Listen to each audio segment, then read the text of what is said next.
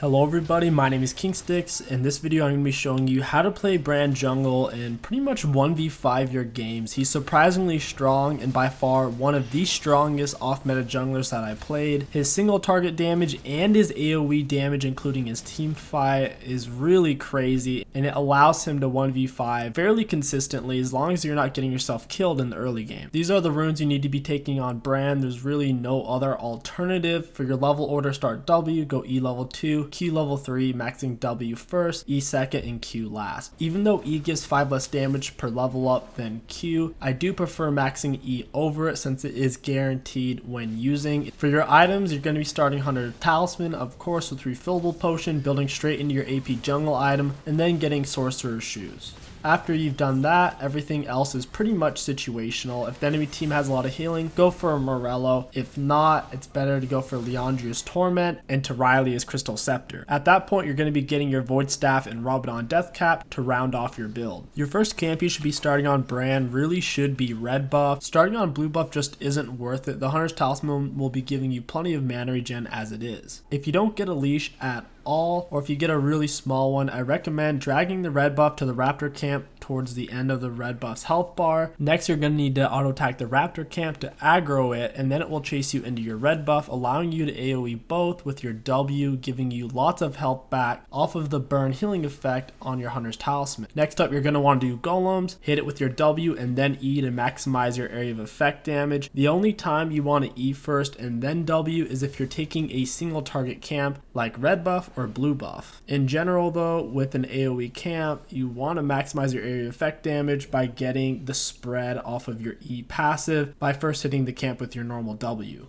Going to my Raptor camps, I do the same thing. I hit the full camp with my W. I then E on top of the big Raptor. I spread my full E across the whole camp.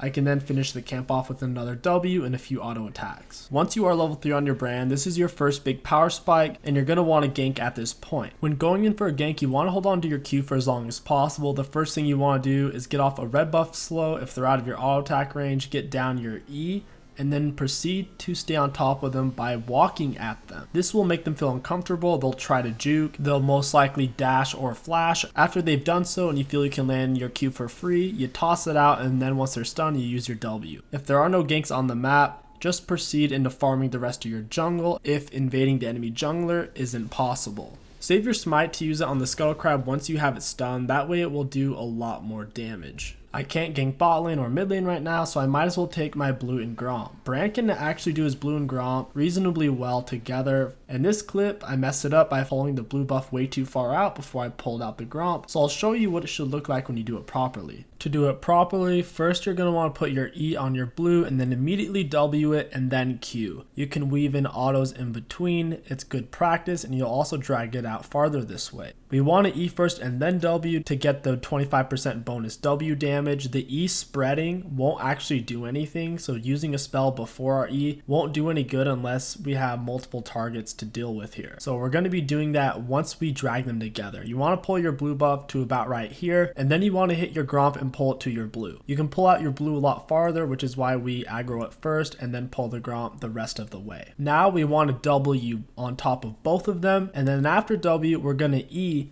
to spread our E through our passive. That way the gromp has had 2 spells hit it, and then we're going to stun the blue buff, and then our passive explosion on the blue buff will trigger our passive explosion on the gromp. This way we can take both camps very quickly and not waste too much time. Compared to many meta junglers, Brand can take his blue and gromp just as fast, if not faster, if you are doing it in this manner. Since I was using my abilities incorrectly on the blue and gromp, and I over-dragged the blue, I ended up taking way too much damage and it made my clear take a lot longer. So now I'm just going to take my wolves and recall. While I'm in base, my golems should be spawning in, and then of course my raptors will be soon behind. So after I leave base, I can look for a gank. If not, I can set up another full clear. There's nothing to gank right now, so I'm going to set up a full clear, and there's no reason for me to go over to my blue side yet since before I gank, so I would have to be waiting roughly 30 seconds, so I might as well come in and put out some pressure. 𝐒𝐿𝐂𝐈𝐀 lands all of his spells, Malzahar allows himself to be hit, and I land an easy W. It's really nice to pick up early Dark Harvest stacks on Brand, even though you'll be getting a lot more in the later game. Getting off early gank pressure is super valuable as a ranged champion. I could use the blast cone to go around through the golem camp. The enemy bot lane is shoved up so far, even if I was running over a ward, I knew I could get behind them quite easily. My bot lane is very low on health, so I have to manage my positioning a little bit. I used my W way too soon. I 100% should have blue smited the Thresh first before I used it, because as you saw, he juked it. I got an E off on 𝐒𝐿 for the assist, and now I'm going to stay on top of the Thresh with my autos. I realize I'm taking too much damage from the minions, so I'm going to keep backing up into my teammates. Thresh foolishly chases, and my W is about to be up, so I can all in him. I started out with my E. As he flays me, I stun him and then drop my W. Another easy 2 Dark Harvest stacks. If we weren't so low on health, we would take Dragon, but since we are low, we might as well reset. Now that we have our completed runic echoes, we will be a menace. There's no one who can solo us, and we'll tear right through Mundo, assuming he doesn't have his Cinder Hulk yet. As you can tell, I'm repeating a lot of the same pathing due to the monster respawn timers. In this case, after red, I'm not going to my golem since Malzahar is pushed up. It's pretty free. This is clearly warded though, or maybe he was just reacting to the Vel'Koz. We do get both of his summoner spells, which definitely made the gank worth it, since I already did get my red buff from my raptors. Right now I'm looking to invade Mundo, get vision, and set up Dragon. I see he's really low on health and Malzahar is missing, so I toss a W into the bush, and sure enough, I hit Mundo. I think Malzahar might have been over there waiting to ult me as well. Now that I know Mundo is hella low on health, I can start the Dragon. After I hit with that W, since I got my Dark Harvest proc, he probably only has a few hundred HP left, so there's no way he would come check Dragon. Once you do have your full AP jungle item, you can solo Dragon fairly easy on Brand. As long as you keep hitting it with all 3 of your spells to proc your passive, you'll be doing loads of damage to it. After Dragon, I want to get down a gank. My blue buff isn't even up yet, so it's not really worth going back into my jungle at this point. I'm already centered in the map. Here I walked past a pink ward and didn't realize it, so obviously this gank mid isn't gonna work, so I'm just gonna end up looping around bot lane for a gank. Ashel is up, so it's actually really good timing for me to go bot instead. Here I'm waiting for Thresh to show himself. I don't want him to be standing way behind 𝐒𝐿 and then just toss our lantern, so I'm gonna wait until I can see him. There he is. And now I can go in for the Thresh. Ashe lands an amazing ult. I blue smite Thresh, hit him with my E, Q, W, and tear him apart. Now I'm gonna run behind the 𝐒𝐿, who foolishly stays at her turret. I thought she was actually leaving, so I was going to golems, but since she did stay, it puts me in a perfect spot to kill her. I hit her with an auto attack, toss out W, she flashes it, we pick up the kill. I see Mundo is elsewhere on the map, so this is a safe spot to recall to avoid certain death. Now we got our sorcerer shoes and we can start pounding out ganks. My golems are about to spawn in, so I'm going to head over there to start up a full clear, and if I see a gank on the map, I can leave my jungle and go for it. Pantheon's been losing lane pretty much all game. I don't want to go over there right now. He's super low on health, so instead I'm going to set up a full clear and path towards my bot lane because it's looking pretty juicy. I'm going to double time my blue and gromp to get there a little bit faster. Now that I have my ultimate, I really want to wait until they're together until I use it. So to start out with, I just blue smite the Thresh. I E him, and then I go in for the Q, but 𝐒𝐿 ends up blocking it. Not too big of a deal, since I've already put them behind, they can't kill me while I'm CC'd. Now that they are together, I'm going to drop my ultimate and my W on top of both of them. Luckily, Thresh walks closer to 𝐒𝐿, so hitting them both with my W was really easy. Even if he didn't walk next to her, my passive would have killed him. All I needed to do was at least land my W on her to pick up the double. After a kill, assuming you have enough HP, you should stay to break the turret. You get massive gold off of the turret plating. I see Mundo's reds coming up, so I want to kill him on it. The enemy team has been doing a lot of flaming on Mundo, saying a brand out jungled him, so I know it's my time to strike. Since he doesn't know where I am, I can open up with my W straight into stun and then hit him with my E. I didn't want him to be able to react and potentially dodge anything, so I wanted to land my 2 skill shots while he didn't know I was there. And this right here is why you need to build Morello if you're playing against some heavy heal champs like Soraka or Mundo. Your single target damage on Brand will be really bad without it against those kind of champions. I was 2 levels up on Mundo at the time, and I also had more items, and I couldn't one-shot him. He actually didn't even ult. What was keeping him alive was his HP and the massive bonus MR his E gives him. Something I really like about Brand is his clear speed. Once he has all 3 of his spells, you can rip through camps really quickly, so whenever you kill the enemy jungler, or if it's safe to go into their jungle in general, you can rip through the camps really fast. Right now, I'm buying time. I'm waiting for Mundo to come back to his red buff because I never took it and I never showed really any signs of taking it. So I figured he should be on it right now. And sure enough, here he is. I'm going to drop my W on him, hit him with my E, land the stun. And then I'm going to lay my pink ward in the bush because I'm going to need to keep vision of him to land my spells. He runs out. I toss my W right on top of myself, E, and finish him off with the Q. I am now 3 levels up on Mundo, which is kind of crazy. And as you can see, the enemy team is really happy about this in all chat.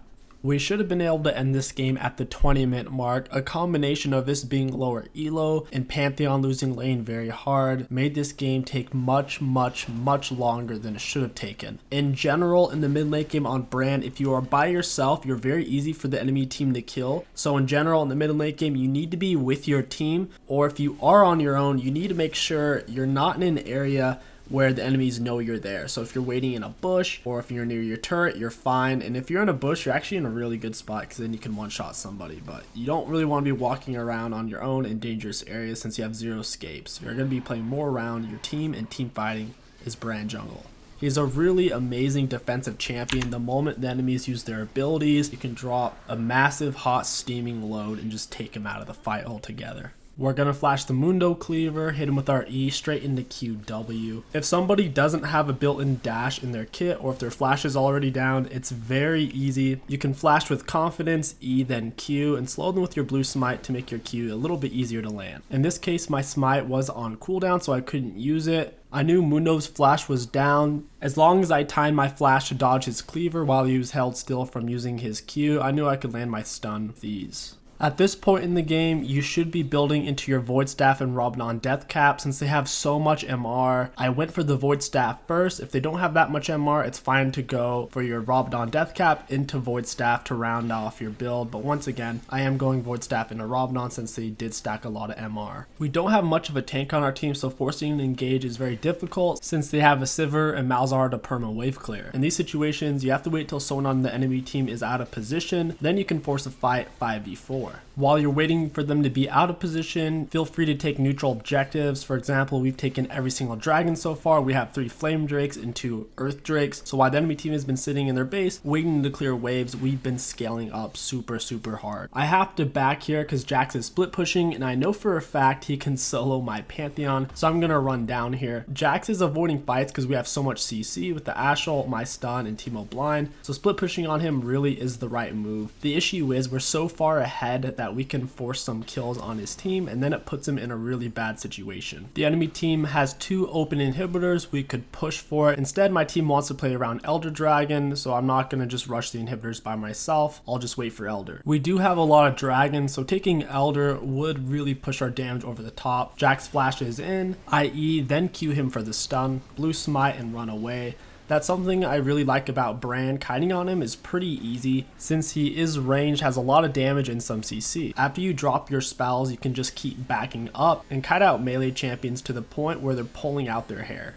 Mundo already has my Ablaze passive on him from my W. I then E him, which splashes onto Sivir, which kills her when she had a little over a third HP. This is why I think Brand jungle is really strong. If you can figure out how to clear on his early game, if you're clearing properly on his early game, get off a few ganks, he scales so well into the late game, especially in mid-low elo. He's an extremely potent 1v5 champion. Just don't pick him if your team is already really AP heavy. In this case, we still had an Ashe and a Pantheon, so I could make it work. But if instead we had a Rumble top or a Kennen top, Brand jungle wouldn't have been a great pick in that case because the enemy team would just stack MR like crazy. That is going to wrap up this Brand jungle guide. If you want to take another look at the runes and items, go to the 17-second mark of this video. Before you guys go and take Brand jungle into rank, please take him into the normals or training tool and figure out his early clear like I showed you. It's very important that you do it right. Otherwise, your pathing will get messed up, you'll get too low on health, and you won't be able to have agency in the game. Once you do get his clear down, feel free to take him into ranked. Let me know how your guys' games go on Brand jungle. I'm interested to see the results.